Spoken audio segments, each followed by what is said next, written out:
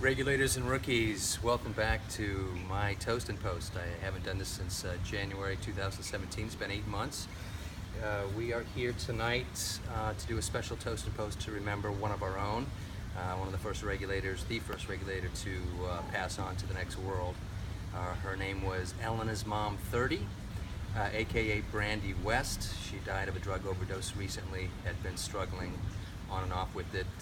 And we wish her the best, and we wish her daughter the best, and all of the family members that are mourning her loss.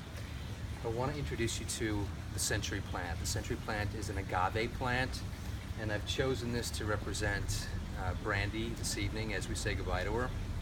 The century plant is a very unique plant. Tomorrow is not promised to the century plant, even though it has lived up to 100 years. They call it the century plant, but it may die after 20 years, 30 years, 70 years. We just don't know. Neither does the century plant.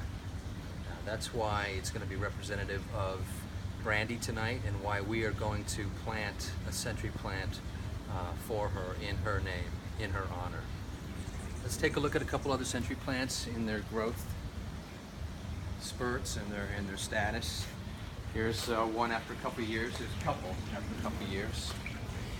And I'm going to show you what happens to a century plant when it eventually does grow old and pass. Pretty miraculous transformation. Century plants will bloom one time and then they will die. It might be after 20, 30, 40, 70 years. This century plant you're about to see is over 25 years old. The century plant has been here as long as I have been in the Studio City area. These can be very sharp to protect itself, and that's why I trim them back, so this century plant doesn't hurt other people. But as you see, the bloom comes from the very middle of the century plant. When the plant is ready to die, this is a stalk. It's a very powerful, very hard stalk, almost like Jack and the Beanstalk could climb this. If you follow this all the way up, you'll see that this bloom is over 25 feet tall. It grows sometimes up to 6 inches a day. It will probably grow a little bit taller than this tree, and then flower out, and then immediately die.